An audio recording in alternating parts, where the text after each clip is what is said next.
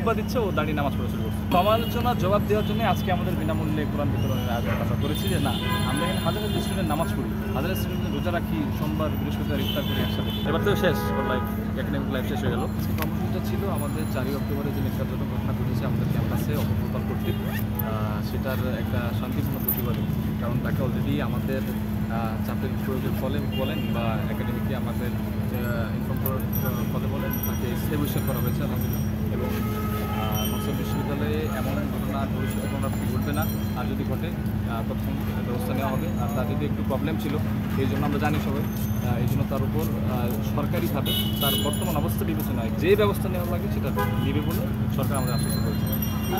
আসলে কি সে মানসিক বিকারগ্রস্ত ছিল? মানসিকভাবে বিকারগ্রস্ত।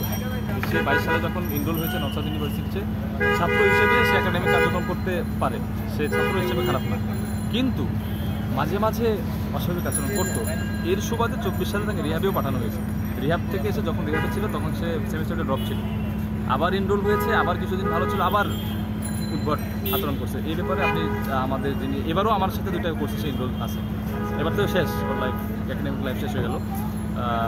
সুতরাং ওর ফ্যাকাল্টি, আমাদের সম্মানিত ফ্যাকাল্টি যারা আছে তাদের সাথে কথা বলতে পারেন, একাডেমিশিয়ান যারা আছে তাদের সাথে কথা বলতে পারেন, প্রক্টোরিয়াল বডি আছে, তারপরে আমাদের আরও যারা আছে সবাই জানে যে এর একটু প্রবলেম আছে। এবং এই 4 তারিখের ঘটনার আগে সে 2বার মসজিদের ইমাম সাহেব জুম্মার সময় তাকে মসজিদ থেকে বের করে দিয়েছিল তার অশোভন আচরণে। খুতবা দিচ্ছে ও দাঁড়িয়ে নামাজ পড়া শুরু করছে, তাকে বলার পরেও শোনেনি।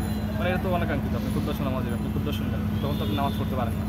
তো এই ধরনের অনেক কাজ সে ক্যাম্পাসে উল্টোপাল্টা করতো। আমার কথা হচ্ছে সে পাগল হোক ছাগল হোক আমার বোঝার বিষয় না, অপরাধ করছে এমন একটা জিনিস নিয়ে যেটা দৃষ্টান্তমূলক শাস্তি চাও আমরা সাধারণ শিক্ষার্থী হিসেবে, একজন মুসলিম হিসেবে আমার দাবি, এবং যেটা যথাযোগ্য উপযোগ্য সেটাই তার শাস্তি হতে হবে। সে ওইটা আপনার সহানুভূতির সুযোগ নাই যে পাগল নাকি, এবং তাকে যদি কেউ ব্যবহার করে থাকে পাগলের সুযোগ নিয়ে, তখন আপনি কী করবেন?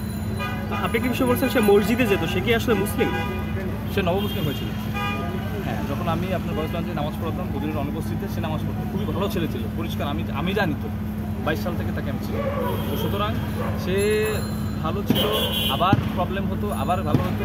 আর আমি এতটুকু আমি নিশ্চিত নই, আমি শুনেছি তার সহপাঠীদের কাছ থেকে বিভিন্ন ইয়াতে যে সে আপনার কী বলে ড্রাগ অ্যাডিক্টেড ছিল, মাঝে মাঝে ড্রাগ নিয়েছে।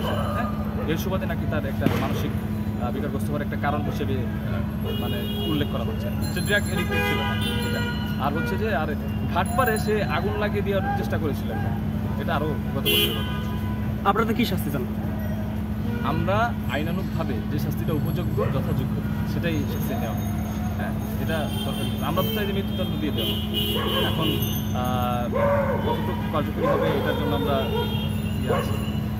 সর্বশেষ একটি বিষয়, এর মাধ্যমে তো আপনাদের বিশ্ববিদ্যালয় অনেক বেশি সমালোচিত হলো, আসলে কি আপনাদের বিশ্ববিদ্যালয়ের সমালোচনার জবাব দেওয়ার জন্য আজকে আমাদের বিনামূল্যে কোরআন বিতরণের আয়োজন কথা করেছি যে না, আমরা এখানে হাজার হাজার স্টুডেন্ট নামাজ পড়ি, হাজার স্টুডেন্ট রোজা রাখি, সোমবার বৃহস্পতিবার ইফতার করি একসাথে। আমাদের মধ্যে একটা কালচারাল ইসলামিক বিউটি আছে। তো এটাকে যদি কেউ প্রশ্নবিদ্ধ করতে চায় আমাদের গায়ে লাগবে তো স্বাভাবিক।